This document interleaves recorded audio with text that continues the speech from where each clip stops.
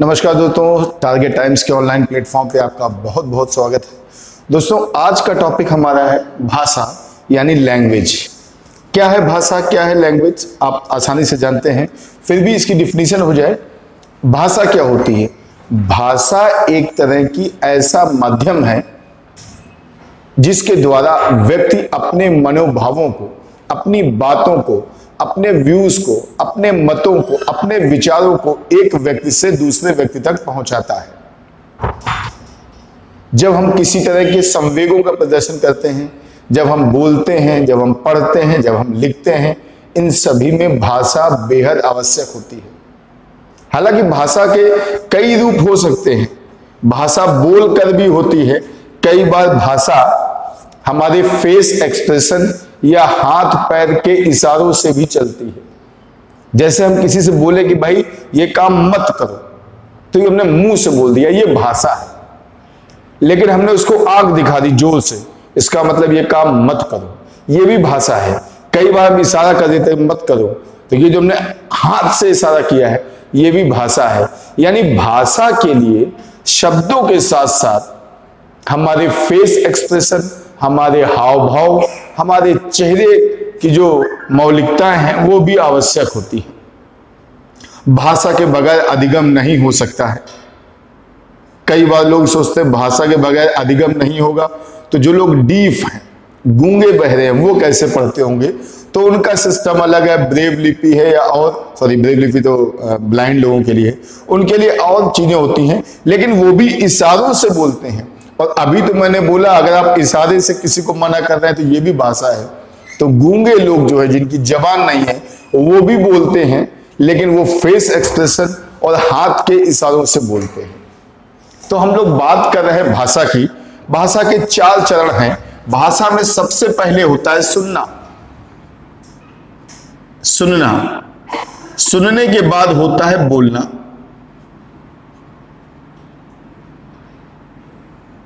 ये जो भाषा के हम 4 चरण आपको बता रहे हैं ना, ये भी कई बार यूपी टेट में या अलग अलग टेट के एग्जाम में पूछा गया है। वहां जब ये पूछा जाता है तो वहां पे ऐसे पूछा जाता है कि इनका सही क्रम बताइए। तो सबसे पहले क्या होता है? सुनना। बच्चा जब छोटा होता है, अच्छा कभी आप एक चीज दिमाग लगाइएगा, हिंदी भाषी क्षेत्र का बच्चा हिंदी बोलेगा, तमिल भाषी क्षेत्र का बच्चा तमिल बोलेगा। अगर वो इंग्लिश भाषी प्रदेश का है, नागालैंड का है, अमेरिका का है, तो वहां की लैंग्वेज बोलेगा। अब आप समझना, अगर आप साउथ के एक बच्चे को जो 3 महीने का है, 4 महीने का है, उसको यूपी या बिहार में या अपने एमपी में या राजस्थान में उसको पाले, तो ऐसा नहीं कि हमें उसको तमिल सिखानी पड़ेगी, फिर वो वही भाषा बोलेगा जो हम बोलते हैं। ऐसा क्यों होता है? क्योंकि बालक सबसे पहले क्या करता है? सुनता है चीजों को, और जैसा वो सुनता है वैसा ही वो क्या करता है? बोलता है। अब वो तमिल लैंग्वेज सुन रहा है अपने माता पिता से, तो वैसा बोलेगा। हिंदी भाषी क्षेत्र में है तो हिंदी भाषा सुन रहा है, सुनेगा तभी तो बोलेगा। तो सबसे पहले क्या होता है? सुनना, फिर होता है बोलना, फिर होता है पढ़ना, और फिर होता है क्या भैया? लिखना। ये भैया चारों का एक निश्चित क्रम है। ये चारों का एक निश्चित क्रम है कि सबसे पहले बच्चा किसी चीज को सुनता है, जब वो सुनता है, चीजों को समझ लेता है, फिर उससे बोलने का प्रयास करता है। जब बोल लेता है उसके बाद वो पढ़ता है, और जब वो पढ़ना सीख जाता है उसके बाद लिखना। यानी भाषा के विकास का सही क्रम है, पहले सुनना, फिर बोलना, फिर पढ़ना, फिर लिखना। इससे संबंधित क्वेश्चन जब भी आता है, इसमें ABCD ऑप्शन लिखे होते हैं, और ऐसे बोला जाता है कि पहला इनका क्रम बताओ। ऑप्शन में होता है DCAB, ADCB, BCAD, इस तरह से आपको क्रम बनाना होता है। तो आप ऐसे याद रखिएगा, पहले व्यक्ति सुनेगा फिर बोलेगा, सुनना पहले, बोलना बाद में। पहले वो पढ़ेगा फिर लिखेगा।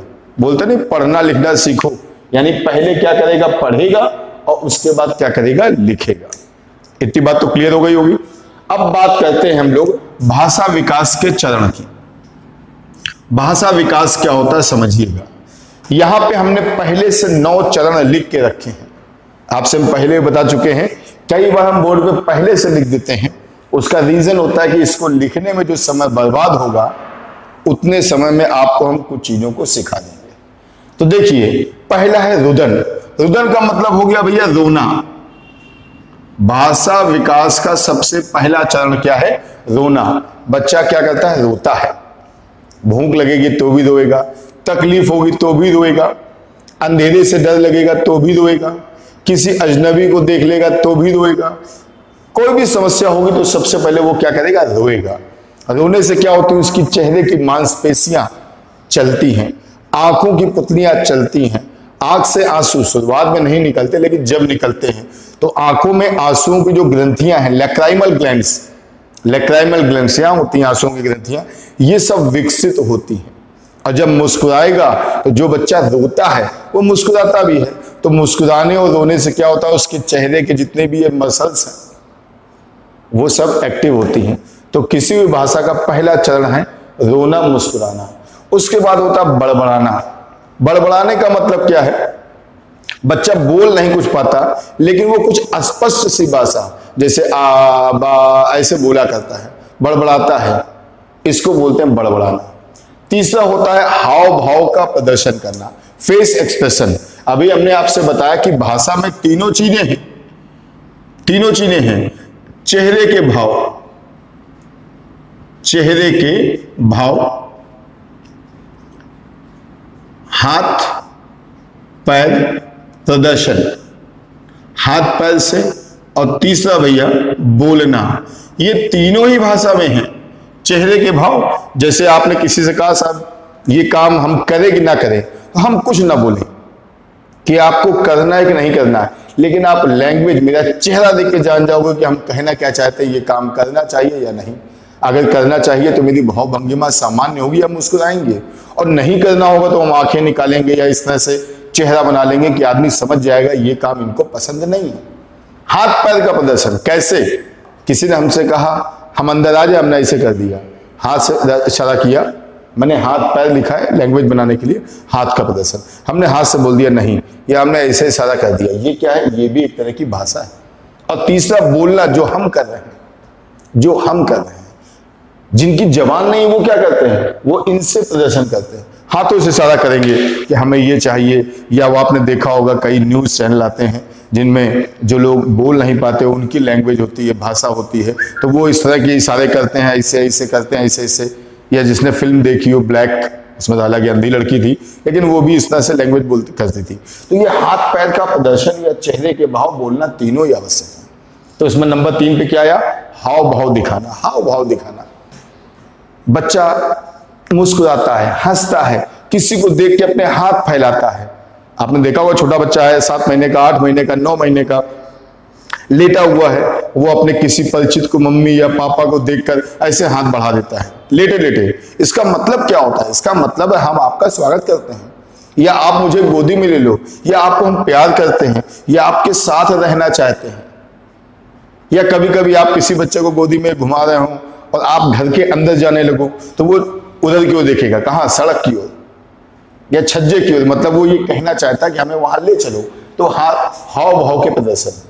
दूसरा सामवेगिक अभिव्यक्ति, इमोशनली व्यक्ति जो है अपने आप को एक्सप्रेस करता है, इमोशनली मुस्कुरा के, दुख वाला चेहरा बना के, खुश होके, रो के, या डर वाला चेहरा बना के। और ये सारे ही जो होते हैं ये जन्म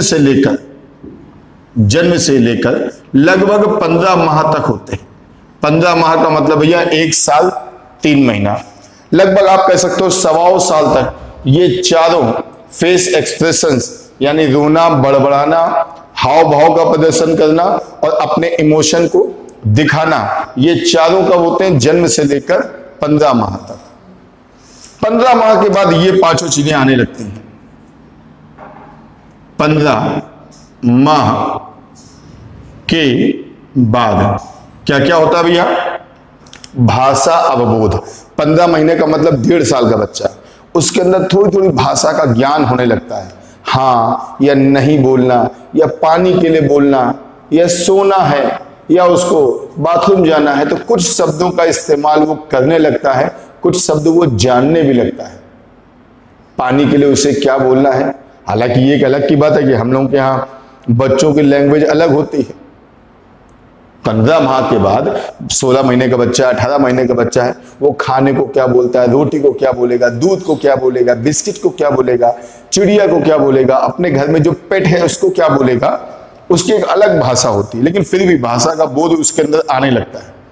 शब्दावली निर्माण, धीमे धीमे वो शब्दों का इस्तेमाल करना, उसका निर्माण करना सीख जाता है। शब्दों को छोटे छोटे शब्द, और जब वो शब्दों का इस्तेमाल करना सीख जाता है, फिर उन शब्दों को मिला मिला के सेंटेंस बनाने लगता है। वाक्य का निर्माण यानी सेंटेंस बनाने लगता है। पहले उसने क्या किया, शब्दों का निर्माण किया। शब्द यानी चल, घर, चल, अब, मत, चल, तो अब एक शब्द है, मत एक शब्द है, चल एक शब्द है। बाद में क्या करता, धीमे धीमे वो उन तीनों को मिलाना सीख जाता है कि अब, घर, चल, है ना, ये चीजें। फिर क्या, सही उच्चारण। अभी तक बच्चा चीजों का उच्चारण सही नहीं कर पाता है। आपने देखा होगा कई लोग अपने बच्चों से कुछ चीजें जबरदस्ती बुलवाते हैं। क्यों? क्योंकि वो उसका सही प्रोनाउंसिएशन, सही उच्चारण नहीं कर पाता है, और ये सुनकर उनको बड़ा मजा आता है। रोटी को अट्टी बोल दिया, दूध को दूधू बोला, इस तरह की आपने देखा होगा। तो अब धीमे धीमे क्या होता है, उसके जो प्रोनाउंसिएशन है, उच्चारण है, वो सही होने लगता है ना। तो धीमे धीमे क्या होता है, बच्चे का जो उच्चारण है वो सही होने लगता है, और अंत में उसका अपनी भाषा के ऊपर कंट्रोल हो जाता है, कंट्रोल होता है। यानी यहां से समझना, पहले उसे भाषा का ज्ञान होगा, फिर धीमे धीमे शब्द समझेगा, शब्द के बाद वो वाक्य समझेगा, फिर वाक्यों को सही ढंग से बोलना सीखेगा, और उसके बाद उसको अपनी भाषा पे, जो भाषा बोल रहा है, चाहे वो हिंदी हो, इंग्लिश हो, या जिस भी क्षेत्र का हो, उस पर उसकी पकड़ मजबूत होने लगती है। ये होता है हमारा क्या भैया, भाषा विकास के चरण। ये भाषा विकास के चरण में क्या हो सकता है आपसे ये इन 9 में से कोई भी 4 चरण दे दिए जाए और आपसे कह दिया जाए इनका सही क्रम लगाइए, सही क्रम लगाइए। ठीक है भाई, चलिए अब भाषा की प्रगति की बात करते हैं। भाषा की प्रगति, तो भैया भाषा की प्रगति में आयु और शब्द भंडार की बात है, यानी किस आयु तक कितना शब्द भंडार होता है। बच्चों एक चीज ध्यान रखना, हर मनोवैज्ञानिक ने अपने अपने ढंग से भाषा विकास के विषय में बताया है। यानी किस एज तक बच्चों में शब्द भंडारण कितना होता है, यह बिल्कुल निश्चित नहीं है। कुछ बच्चे बहुत जल्दी बोलने लगते हैं, कुछ बच्चे देर से बोलते हैं। कुछ बच्चे ऐसे जो ज्वाइंट फैमिली में हैं, ज्वाइंट फैमिली का मतलब पापा है, मम्मी है, बाबा है, दादी है, बुआ है, चाचा है, उनका शब्द भंडारण ज्यादा हो जाता है। टीवी देखते हैं, टीवी में नए नए शब्द सुनते हैं, सीरियल देखते हैं, कार्टून देखते हैं, तो उनका शब्द भंडारण क्या होगा, ज्यादा हो जाएगा। और कोई बच्चा ऐसा जो एकल परिवार में है, जहां पापा उसके ड्यूटी चले जाते हैं, बच्चा दिन भर अकेला है, माँ दिन भर घर के काम करती है, ऐसे बच्चे देर से बोलते हैं, उनका शब्द भंडारण कम होता है। तो हम ऑन एन एवरेज की बात कर रहे हैं, तो जन्म से लेकर 8 माह तक ये शब्द भंडारण कितना होगा भैया, 0। यानी मान के चलिए ऑन एन एवरेज लगभग जन्म से लेकर 8 माह तक बच्चा ना के बराबर बोल पाता है। धीमे धीमे 10 माह तक उसके पास एक शब्द होता है, और जैसे वो 1 साल का होने लगता है, 1 साल का जैसे होने लगता है, तो उसके पास शब्दों का भंडार 10 तक हो जाता है। 10 तक, देखो भैया तक का मतलब क्या है, तक का मतलब 3 शब्द, 4 शब्द, 5 शब्द, जैसे वो जगह पे रहता है, जैसी जगह रहेगा वहां पे वैसा होगा। मैंने पहले कहा बड़ी फैमिली में रहेगा जल्दी सीखेगा, जल्दी बातों को करना सीख जाएगा। ठीक है भैया, चलिए यहां पे आते हैं, धीमे धीमे 19 शब्द तक आ जाते हैं, और यहां पे मान के चलिए 25 शब्द तक वो बोलने लगता है। यानी 1.5 साल का जो बच्चा है, जो 1 साल 6 महीने का बच्चा है, वो 25 शब्द तक बोल सकता है। 25 शब्द का मतलब आना है, जाना है, नहीं है, बाय करना, टाटा करना, या लोग अपने घर में जय करना सिखा देते हैं, या पापा को बुलाओ, मम्मी को बुलाओ, रोटी सब्जी, या चिड़िया को देखना, या किसी जानवर को, डॉगी को, काऊ को बोलना बुलाना, है ना। इस तरह की चीजें बच्चा धीमे धीमे सीख जाता है। अब उसका भंडारण बड़ी तेजी से बढ़ता है। यहां पे देखिए लगभग 21 माह, 1 साल तक वो आते आते 120 शब्द तक सीख जाता है। कितना भैया, 120। और ये 2 साल तक आते आते 2 साल तक उसका शब्द भंडार होता है कितना भैया, 300 तक का। इन दो को विशेष आप याद रखिएगा, लगभग यही क्वेश्चन ज्यादा पूछे जाते हैं और अजीब तरीके से पूछे जाते हैं। आपसे कहेगा लगभग 2 साल तक के बच्चों के अंदर शब्द भंडार कितना होगा। अब आप देखो 2 साल के बच्चे 300 तक हैं, लेकिन उसके पहले कितने थे 120, यानी 120 से लेकर 300, यानी 100 से ज्यादा और 300 से कम। इस बात का ध्यान रखिएगा। ऑप्शन एग्जाम में एग्जैक्ट आपको नहीं मिलेगा, ध्यान रखिएगा, एग्जैक्ट ऑप्शन आपको नहीं मिलेगा, आपको दिमाग वहां पे लगाना होगा। वहां पे आपको ये दिमाग लगाना कि हम यहाँ पे लिखें क्या, ये ऑप्शन जो दिया है उसके हिसाब से हमें काम करना है। 4 साल तक बच्चा आते आते, 4 साल का मतलब भैया 48 महीने हो गए, और आप जानते ही हो कि 4 साल का बच्चा होगा उसके पास तो शब्द भंडार ज्यादा हो जाएगा, लगभग 1500 तक वो शब्द बोलना सीख जाता है 4 साल का बच्चा। और आजकल जानते हो भैया 4 साल में बच्चों को स्कूल भेज दिया जाता है, तो स्कूल जाता है तो वो यस सर या मैम या होमवर्क, स्कूल वर्क, कॉपी, किताब, बैग या पेंसिल थोड़ा थोड़ा बोलना सीख जाता है। ठीक है भैया, और इसी में थोड़ा मिला लीजिए, 5 साल तक आते आते वो 2500 शब्द तक बोलना सीख जाता है। तो ये भाषा विकास के मैंने आपको चरण बताए, भाषा की प्रगति बताई। फिर से समझिएगा, भाषा को 3 तरह से प्रदर्शित किया जाता है, चेहरे के भावों से, हाथ के प्रदर्शन से या पूरे शरीर के प्रदर्शन से, और तीसरा भैया क्या है, बोलना। यहां पे भाषा विकास के चरण में हमने कहा कि 9 स्टेप हैं, जन्म से लेकर 15 माह तक 4 चरण हैं, और जैसे जैसे आगे बढ़ेंगे 15 माह यानी 1.5 माह से लेकर 1.5 साल, लगभग 1.5 साल मतलब 1.25 साल के बाद ये 5 तरीके होते हैं। यानी सबसे पहला जो होता है रोना होता है, यानी समझिएगा रोना या रुदन या क्राइंग, इंग्लिश में क्या बोलते हैं, क्राइंग। वीपिंग तो रोना हो गया, हम यहां रोना शब्द ना बोल के क्राइंग बोलते हैं। क्राइंग मतलब चिल्लाना, उसमें रोना भी हो सकता है, कूकना भी हो सकता है। कूकना समझते हैं, कूकना, कूकना क्या होता है, बच्चे लेटे लेटे खूब जोर से ऐसे बोला करते हैं, ये भी कूकना एक तरह का, ये भी इसी में आता है। और बड़बड़ाने में आपने देखा होगा, बड़बड़ाने में बच्चे लेटे ऐसे बोलेंगे ऐसे बोला करते हैं। तो ये जो बच्चे बोलते हैं, जिन लोगों ने बच्चों को देखा होगा बहुत करीब से, उन्होंने ये सब चीजें महसूस की होंगी। हर बच्चा इन स्टेप से गुजरता ही गुजरता है। भाषा जो होती है उसमें स्टेप बाय स्टेप नंबर 1 पे होता है सुनना, यानी सबसे पहले बच्चा सुनता है। सुनेगा कहां से, कान से। ये क्वेश्चन यूपी टेट में आपको याद होगा 2019 में आया है कि एक बच्चे का नाम लेके बुलाया जाएगा तो वो सबसे पहले किस संवेदी अंग का प्रयोग करेगा। तो जब आप किसी को नाम लेके बुलाओगे तो वो कान से पहले नाम सुनेगा ना, यानी उसने कान, सेंसरी ऑर्गन, कौन सा भैया, सुनने वाला, हियरिंग ऑर्गन का यूज किया। जब वो सुनेगा तब वो आपकी तरफ पलट के देखेगा, तब वो रिएक्शन देगा। लेकिन पहले तो सुनेगा ना, फिर वो पलट के रिएक्शन देगा, हाँ या ना या जो भी करना है। तो बोलेगा बाद में, पहले क्या करेगा, सुनेगा, बाद में बोलेगा। और बोल सकता है मुंह से, और कभी कभी चेहरे से बोल देगा। जैसे आपने किसी का नाम लेके बुलाया, किसी बच्चे को आपने नाम लिया, बच्चा मान लो 2 साल का, आपने उसका नाम लिया, छोटा सा जो भी नाम, मान लो बिट्टू नाम, हमने कहा बिट्टू, तो बिट्टू हमें जानता नहीं है और उसके माँ बाप ने हमसे बताया कि देखो ये मेरा बेटा है, इसका नाम बिट्टू है, तो हमने बिट्टू बोला तो वो सुन लेगा, चौंकेगा, लेकिन वो आपसे बोल नहीं रहा है, लेकिन उसने सुन लिया। बोल क्यों नहीं रहा, क्योंकि आप उसके लिए अजनबी हो, अजनबी हो। लेकिन उसके चेहरे के जो भाव होते हैं वो बोलते हैं। क्या बोलते हैं, भैया तुम कौन, कैसे आए, क्या बात है। हो सकता है बच्चा अपने नाम के जवाब में आपकी तरफ देख के मुस्कुरा दे, ये भी एक तरह का बोलना हुआ ना, मुस्कुरा दे। या आपने जैसे उसका नाम लिया, उसने नाम सुना, डर गया और भाग गया अपनी मम्मी के पास। या हो सकता है वो बोल दे जी, यस, या जो भी बोलना, तो ये भी हो सकता है। मतलब ये तीनों ही चीजें साथ साथ चल सकती हैं। भैया पूरी बात समझ गए।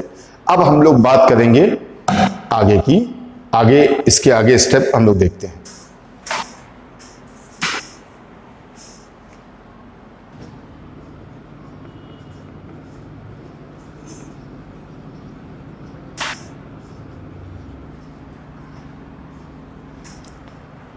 चलिए अब बात करते हैं हम लोग भाषा के वर्गीकरण की, भाषा के विज्ञान की, लैंग्वेज का जो साइंस है उसके आधार पर हम लोग बात करेंगे।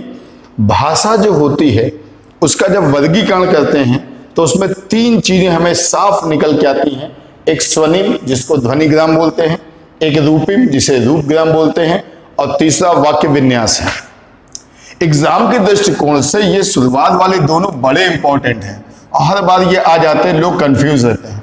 खास बात ये भी है कि आपके हिंदी में भी काम आ सकता है। ठीक है भैया, तो समझिएगा ये क्या है, ये भाषा की लघुतम इकाई है। लघुतम इकाई है जिसका कोई अर्थ नहीं होता। भैया कोई अर्थ नहीं होता, इस बात का ध्यान रखिएगा। देखो समझो इस बात को, ये भाषा की लघुतम इकाई है, इनका कोई अर्थ नहीं होता, इनका स्वयं का कोई अर्थ नहीं होता स्वयं का, लेकिन ये शब्दों के साथ लग के बहुत सारे अर्थ बनाती हैं। फॉर एग्जाम्पल था, फा, पा, चा, ना, का, ये शब्द जो है, अब देखो हम आपसे बोलें था तो आप कहोगे क्या मतलब है, पूरी बात बोलो। तो हम कहेंगे का, तो आप कहोगे पूरी बात तो बोलो। तो ये पूरी बात नहीं है, ये भाषा की क्या है, लघुतम इकाई है जिनका कोई अर्थ नहीं होता, जिनका कोई स्वयं का अर्थ नहीं होता। हाँ ये अलग की बात है, ये किसी के साथ मिल जाए तो अर्थ बना सकते हैं। ठीक है भाई, चलिए आगे देखते हैं। अब हम लोग बात करेंगे रूपिंग की। ये क्या है, ये भाषा की लघुतम अर्थवान इकाई है। अर्थवान, अब देखो अर्थवान इकाई है। अब आप कहोगे सर जी ये भी लघुतम है, ये भी लघुतम है। अरे ये लघुतम है लेकिन इसका कोई अर्थ नहीं है, और ये लघुतम कैसी, जिसका कोई अर्थ है, जिसका कोई अर्थ है, लेकिन इसके खंड नहीं हो सकते, खंड नहीं हो सकते, यानी इसको हम और खंड करना चाहें, टुकड़े करना चाहें तो नहीं हो सकते हैं। यानी ऐसे भाषा की वो लघुतम इकाई जिसका कोई अपना अर्थ है, जिसके और टुकड़े नहीं किए जा सकते, वो इसी में आते हैं। जैसे एग्जाम्पल की बात करें, एग्जाम्पल धातु या उपसर्ग या प्रत्यय, ये इसी में आएंगे। धातु हो गई, उपसर्ग हो गए, प्रत्यय हो गया। आपने पढ़ा होगा ना प्रत्यय, कि भाई तो आप प्रत्यय से कोई शब्द बनाओ या उत्सर्ग से बनाओ, पन से बनाओ, अकेलापन, बचपन, है ना, या इस तरह की चीजें। तो ये जो उपसर्ग होते हैं, जो प्रत्यय होते हैं, या जो धातुएं होती हैं, ये सभी क्या है, या रूपिम है। ये वाला क्वेश्चन इस बार यूपी टेट में आया था 2019 में। ये कौन सा जो एग्जाम अभी 8 जनवरी 2020 को हुआ है, उसमें पूछा गया था कि भाषा की लघुतम इकाई जिसका कोई अर्थ नहीं, वो क्या है, तो स्वनिम है। था, फा, पा, चा, ना, का, और बना लो आ, ये सब क्या भैया, ये स्वनिम है, फोनेम है, फोनेम ध्वनिग्राम है, इनका स्वयं का कोई अर्थ नहीं है। और ये क्या है, भाषा की लघुतम इकाई, लेकिन ये अर्थवान है, ये अर्थवान नहीं थी, लेकिन इनका और खंड नहीं हो सकते, जैसे धातु, उपसर्ग और प्रत्यय। आगे देखते हैं। अब आते हैं वाक्य विन्यास। ये वाक्य विन्यास क्या है, तो बहुत सिंपल सी बात हो गई।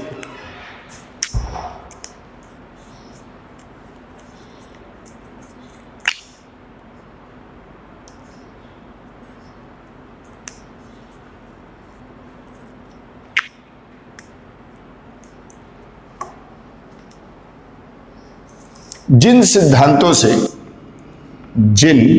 सिद्धांतों एवं प्रक्रियाओं से वाक्य निर्माण होता है, वाक्य निर्माण होता है। अब जैसे हमने लिखा भाषा की लघुतम इकाई है, ये वाक्य है, और ये वाक्य क्या भैया, वाक्य विन्यास है। यानी जिन नियमों और सिद्धांतों से हम लोग किसी तरह का वाक्य बना लेते हैं उससे बोलते हैं क्या भैया, वाक्य विन्यास। तो इतनी बात तो आपको समझ में आ गई होगी। यहां पे फिर से देखिएगा, भाषा के वर्गीकरण को 3 भागों में बांटते हैं। सबसे छोटी है स्वनिम, जिसे ध्वनिग्राम या फोनेम बोलते हैं। नंबर 2 पे है रूपिम, रूपग्राम, या जिसे मॉर्फेम बोलते हैं। ये वो है जो सबसे छोटी इकाई है, ये वो है जो सबसे छोटी इकाई है। लेकिन ये वो है जो सबसे छोटी है लेकिन जिसका अपना कोई स्वयं अस्तित्व या अर्थ नहीं है, और ये वो है जो छोटी तो हैं लेकिन इनका स्वयं का अर्थ भी है और इनके और खंड नहीं किए जा सकते। ये अलग से वर्ड है, था, फा, चा, पा, बा, आ, इस तरह के वर्ड है। और ये क्या है, धातु है, उपसर्ग है, प्रत्यय है, जो वाक्य के अंत में लग जाए या वाक्य के पूर्व में लग के उसका अर्थ बदल दें। जैसा अभी हमने कहा त्व प्रत्यय क्या होता है, अपनत्व। अपनत्व, यह हम पन प्रत्यय ला रहे हैं प्रत्यय, तो हम बोलना भैया अकेलापन, है ना, चटपटापन, इस तरह एकाकीपन। तो ये जो शब्द है उपसर्ग या ये जो है धातु है, ये सब इसमें आते हैं। और जब हम पूरा वाक्य बना लें, जैसे राम घर जा रहा है लेकिन रास्ते में बारिश की वजह से रुक गया, तो ये जो हमने पूरा वाक्य बोला इसे क्या बोलेंगे, सिंटैक्स। इंटर में आपने पढ़ा होगा रेफरेंस, सिंटैक्स, कॉन्टेक्स्ट, याद है भैया, संदर्भ, प्रसंग और व्याख्या तो करते थे ना भैया, रेफरेंस देते थे, है ना, वही चीज है। तो ये भाई यहां पे आ गया भाषा का वर्गीकरण। अब भाषा के विकास में 3 मनोवैज्ञानिकों के नाम बहुत आए, तो एक एक करके हम उन मनोवैज्ञानिकों की बात करेंगे। तो तीनों मनोवैज्ञानिकों के लिए हम लोग बात करेंगे। चलिए देखते हैं।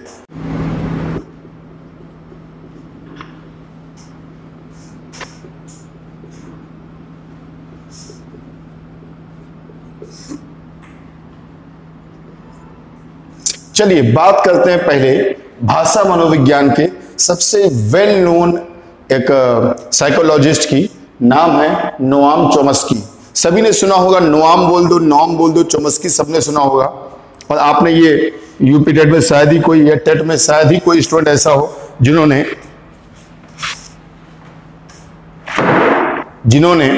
चॉम्स्की का नाम ना सुना हो। चॉम्स्की क्या है, अमेरिका के एक मनोवैज्ञानिक हैं। अमेरिका के मनोवैज्ञानिक हैं जिन्होंने 1957 में एक बुक लिखी जिसका नाम था सिंथेटिक स्ट्रक्चर। और उस बुक में इन्होंने सार्वभौमिक भाषा का सिद्धांत दिया।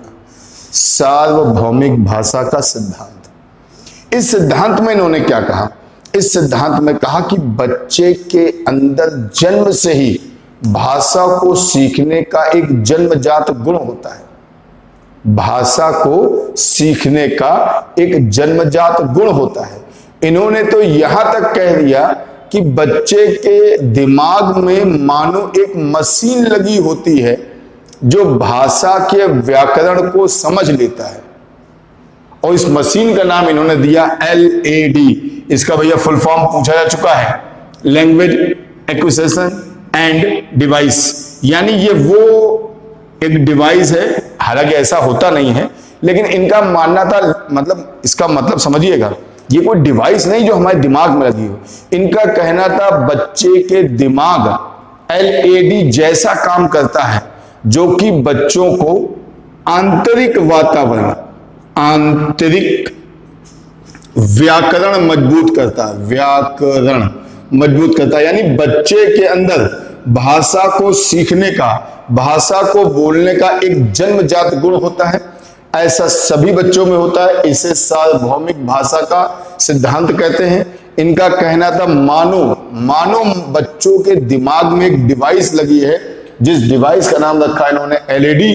और इस डिवाइस की सहायता से बच्चा जो है, जो भाषा का व्याकरण है, ग्रामर है उसका, वो समझ जाता है। इसी को ये कहते हैं कि बच्चे के अंदर दिमाग में एक ग्रामेटिकल मशीन होती है।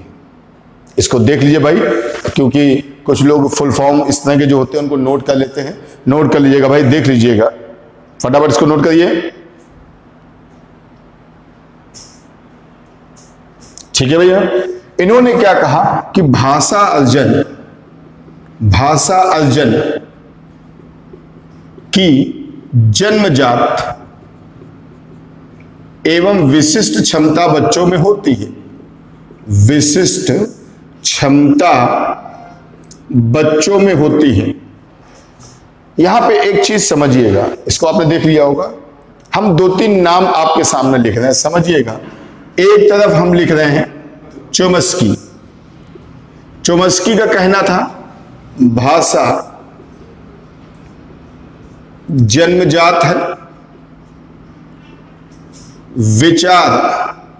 विचार अनुभव से आएंगे, दोनों स्वतंत्र हैं। लैंग्वेज देखना कितनी बढ़िया इन्होंने कही। इन्होंने कहा भाषा बच्चों की क्या होती, जन्मजात। विचार क्या होते हैं, विचार जो उसके व्यू हैं, जो उसका मत है, जो उसका सोचना की क्षमता है, ये इसके किससे आते हैं, अनुभव से आते हैं। चूंकि ये जन्मजात है, ये अनुभव है, इसीलिए दोनों एक दूसरे से अलग हैं, अर्थात दोनों क्या भैया, स्वतंत्र हैं। ठीक है भैया। इसी तरह एक नाम, अब इसमें हम तुलना थोड़ी सी कर रहे हैं वाइगोस्की की। ये क्वेश्चन चूंकि आ चुका है, सीटेट में कई बार आया है। वाइगोस्की क्या कहता है, वाइगोस्की कहता है पहले भाषा होती है, पहले भाषा फिर विचार, और दोनों एक दूसरे से स्वतंत्र नहीं है। स्वतंत्र नहीं है, भाषा अलग होगी और विचार अलग होंगे। इसी समय एक और वैज्ञानिक आए, आपने नाम सुना होगा, पियाजे महोदय, जीन पियाजे। उनका कहना था पहले विचार आते हैं। पहले क्या आते हैं, विचार, और फिर क्या आती है, भाषा। अब तीनों को समझो, फिर से बता रहे हैं। नोआम चोम्स्की अमेरिका के मनोवैज्ञानिक हैं, जिन्होंने 1957 में सिंथेटिक स्ट्रक्चर नामक एक बुक लिखी, बड़ी फेमस थी। इस बुक में इन्होंने भाषा के सार्वभौमिक भाषा का सिद्धांत दिया, जिसमें इन्होंने कहा कि बच्चों के अंदर भाषा को अर्जित करने की जन्मजात और विशिष्ट क्षमता होती है।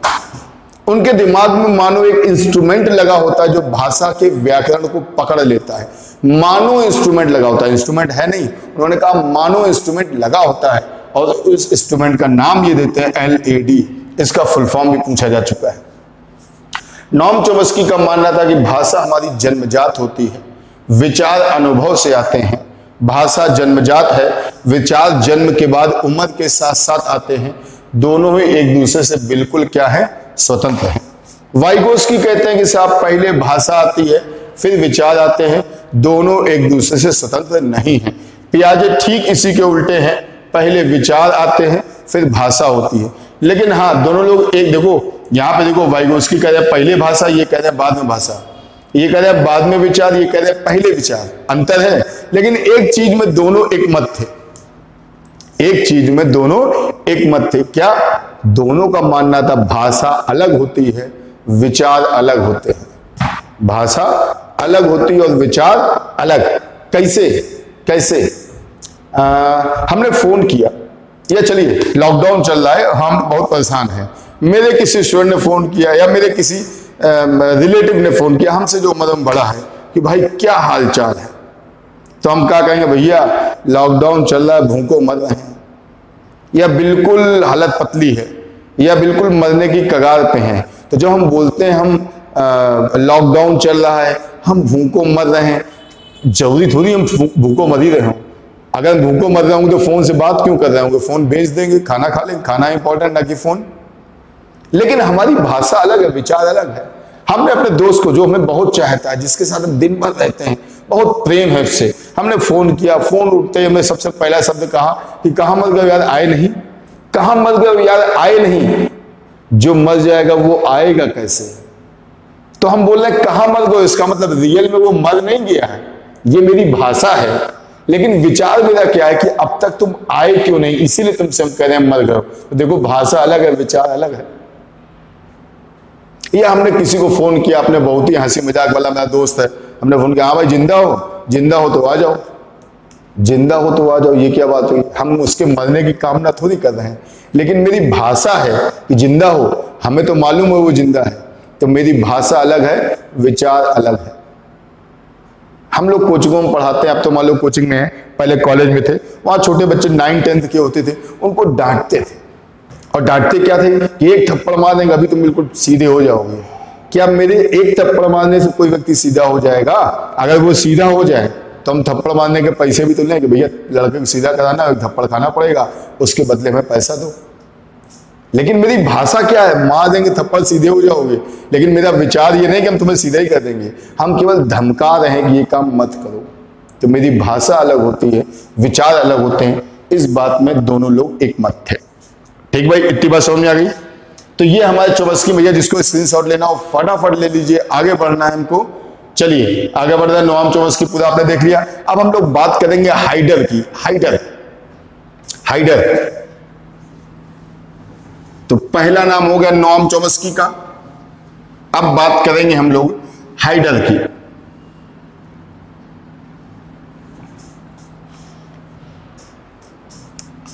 हाइडर की इन्होंने क्या कहा? देखो इन्होंने क्या हुआ, भाषा विन्यास को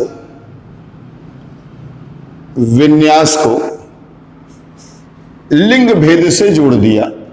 लिंग भेद से जोड़ा कैसे?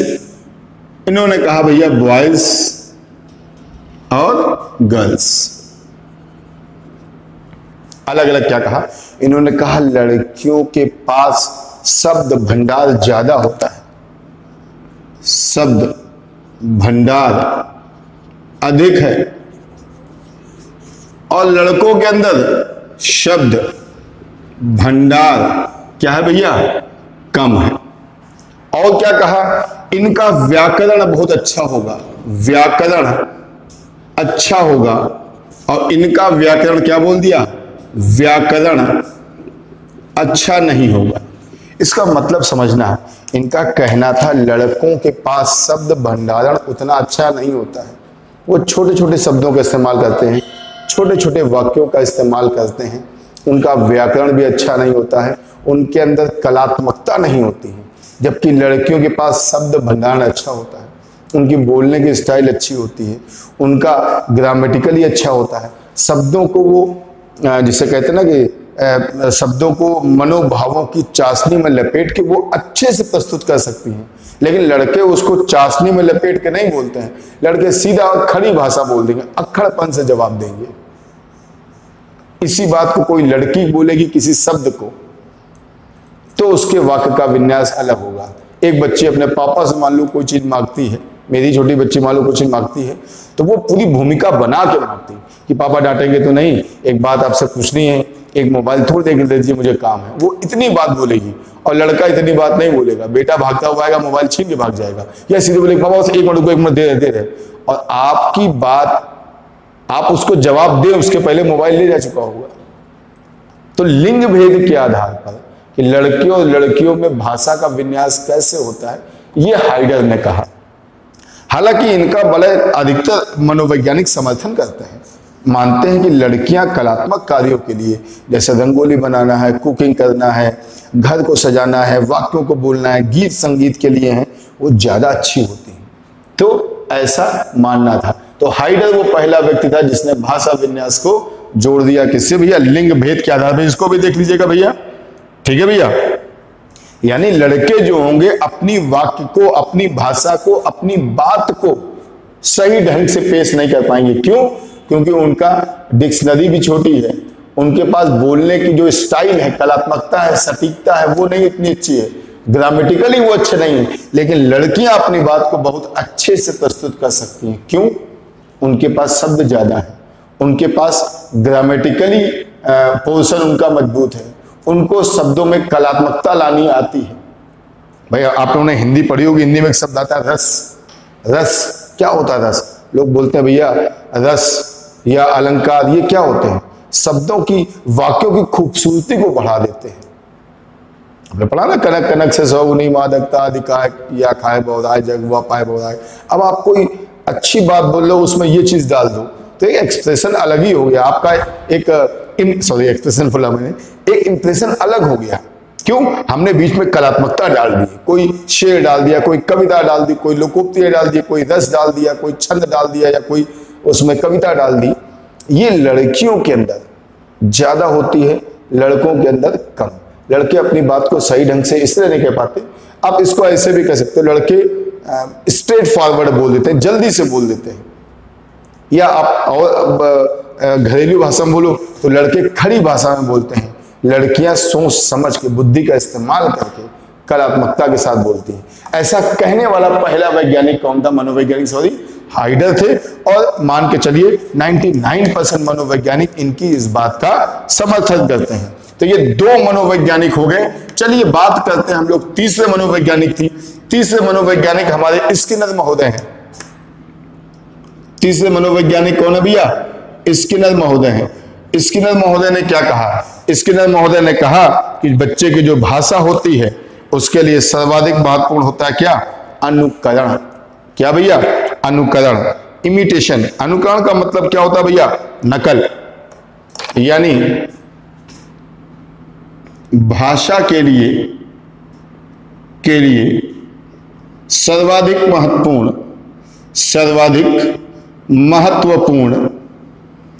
अनुकरण है। अनुकरण, इमिटेशन है। क्या होता भैया? बच्चों के लिए सर्वाधिक महत्वपूर्ण क्या है? अनुकरण। यानी बच्चे सबसे पहले क्या करते हैं? अपने घर के लोग या टीवी या मोबाइल या जहां भी आसपास हैं वहां के लोगों के शब्दों को ध्यान से सुनते हैं, फिर उसका अनुकरण करते हैं, उसकी नकल करते हैं और फिर उसको प्रस्तुत करते हैं। और उसके बाद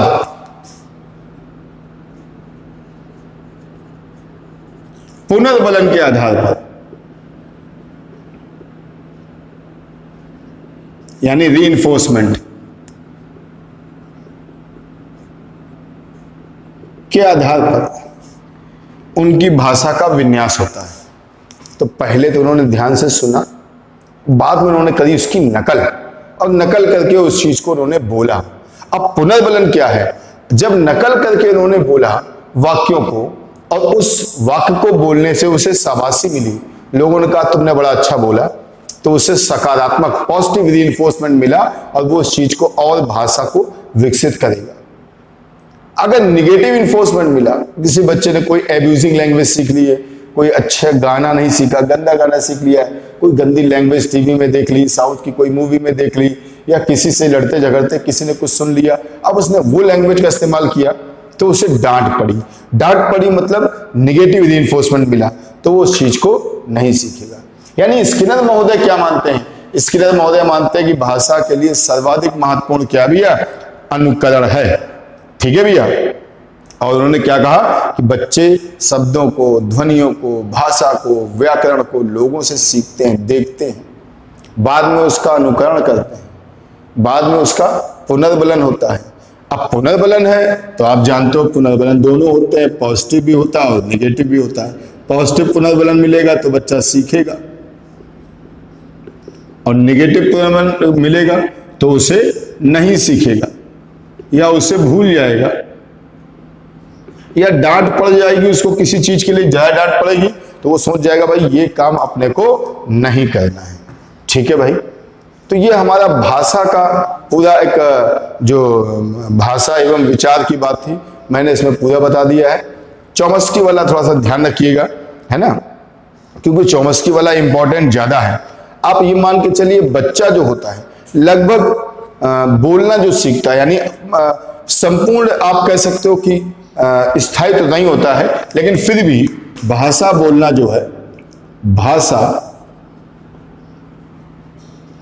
बोलने का कौशल बच्चे के अंदर मान के चलिए लगभग 32 से 36 माह तक आ जाता है। यानी लगभग आप मान सकते हो लगभग 3 साल तक बच्चे के अंदर भाषा बोलने का कौशल आता है। यहां पे मैं कौशल बोल रहा हूं, यहां पे हम ये नहीं कहते कि भाषा पे उसका टोटल कंट्रोल हो जाएगा, लेकिन हाँ फिर भी अपनी बात को बोलना, थोड़ा बहुत बोलना तो उसको आ ही जाता है। तो आज हम लोगों ने पूरे टॉपिक में क्या पढ़ा? सबसे पहले बोला कि भाषा बोलने के 3 चीजें हैं। एक चेहरे से बोली जाती है, फेस एक्सप्रेशन, एक हाथ पैर के इशारे, शरीर का इशारा, और तीसरा बोलना। भाषा के विकास में हमने कहा कि सबसे पहले होता है सुनना, फिर बोलना, फिर पढ़ना, फिर लिखना। फिर भाषा विकास का हमने 9 स्टेप बताए, जिसमें पहले 4 स्टेप बताए कि शुरुआती 15 महीने तक होते हैं। सवा साल के बाद 15 महीने के बाद भाषा विकास के 5 और चरण बताए। उसके बाद भाषा विकास में मैंने बताया कि 8 माह तक कितने शब्द होंगे, 0, 10 माह तक 1, है ना, फिर 12 माह तक 3, इस तरह करते करते हम 4-5 साल तक लेके आए। 5 साल तक हमने कहा कि लगभग 2000 से लेकर 2500 शब्द तक शब्द भंडारण में हो जाते हैं। फिर भाषा विकास का पूरा इतिहास आया, जिसमें नंबर 1 पे था स्वनिम, नंबर 2 पे था रूपिम, नंबर 3 पे था सिंटेक्स। जहां का था, मा, फा, इस तरह शब्द आएंगे, वो पहला वाला था। उपसर्ग, धातु, प्रत्यय, जिसका हम और विभाजन नहीं कर सकते, वो 2nd नंबर पे था। और जब पूरी बात बोलेंगे तो वो सिंटेक्स था। उसके बाद हम चॉम्स्की की बात की, 1957 में उनकी बुक की बात करी, LAD की बात हम लोगों ने करी है। उनका जो सार्वभौमिक भाषा का सिद्धांत था उसकी बात करी है, जिसमें उन्होंने कहा कि भाषा अलग है, जन्मजात, और विचार क्या है, अनुभव से आते हैं, जीवन में आते हैं, उम्र से आते हैं, इसीलिए दोनों अलग अलग होते हैं। जब चॉम्स्की की जब ये बात आई तो मेरे दिमाग में आई कि आपको वाइगोस्की और पियाजे बता दें। वाइगोस्की में आपने देखा, उन्होंने कहा भाषा पहले, विचार बाद में है। पियाजे ने उल्टा बोल दिया, विचार पहले है, भाषा बाद में है। हमारे चॉम्स्की महोदय कहते हैं दोनों अलग अलग हैं, लेकिन पियाजे वाइगोस्की कहते हैं दोनों अलग अलग नहीं, दोनों साथ साथ हैं। बस कौन पहले कौन बाद में, वो एक अलग की बात है। हाइडर महोदय की बात करी, लिंग के आधार पर भाषा को बांटने वाला पहला मनोवैज्ञानिक था। बड़ी इसकी तारीफ भी हुई, लोगों ने इसको अप्रिशिएट किया और लोगों ने बड़ा समर्थन किया, जिसमें इन्होंने कहा कि लड़कों के पास भाषा विन्यास, व्याकरण विन्यास, या जिसको बोलते हैं शब्दों की चाशनी, वो कम होती है, लेकिन लड़कियों के पास बोलने की क्षमता ज़्यादा होती है। भाषा विन्यास अच्छा होता है, व्याकरण अच्छा होता है, ग्रामेटिकली बड़ा मजबूत होती हैं, अपने शब्दों को सही तरीके से कहना जानती हैं। आप ये भी कह सकते हो ना, सुसंस्कृत भाषा होती है, लड़कों की खड़ी भाषा होती है, स्ट्रेट फॉरवर्ड होती है, ऐसा इनका मानना था। स्किनर की बात की, इन्होंने कहा अनुकरण द्वारा सीखते हैं, अनुकरण के बाद रीइंफोर्समेंट मिल जाए। और अंतिम बात मैंने जो कही वो ये कही कि लगभग 32-33 महीने से लेकर 36 महीने तक, यानी 3 साल के 1-2 महीने पहले और 3 साल तक मान लीजिए बच्चे के अंदर भाषा का विकास संपूर्ण हो जाता है। हाँ, ये एक अलग की बात है कि वो उसके शब्दों का उच्चारण सही ना हो, चीजों का मतलब उसको सही से ज्ञात ना हो, वो एक अलग की बात है, लेकिन वो शब्द बोल जाता है। ठीक है, तो बच्चों ये हमारे भाषा के विकास का पूरा टॉपिक था। साइकोलॉजी में आप जितने टॉपिक पढ़ते हो, पियाजे, कोहलबर्ग, ब्रूनर, मैकडूगल, फ्रायड, ये सारे मेरे वीडियो इसी में पड़े हुए हैं। लेकिन भाषा का जो मैंने ये टॉपिक आपको पढ़ा, ये बड़ा अछूता है, बहुत कम लोग इसको बताते हैं। तो हमने कोशिश करी इसको आपको बताने की, समझाने की। वीडियो आप देखिएगा, कुछ चीज़ कम समझ में आए दोबारा देखिए, तिबारा देखिए, तब भी नहीं समझ में आए तो कमेंट्स बॉक्स में आइए, हमसे अपनी जो समस्या उसको साझा करिए। तो चलते हैं, मिलते हैं अगले वीडियो में, तब तक के लिए जय हिंद, जय भारत।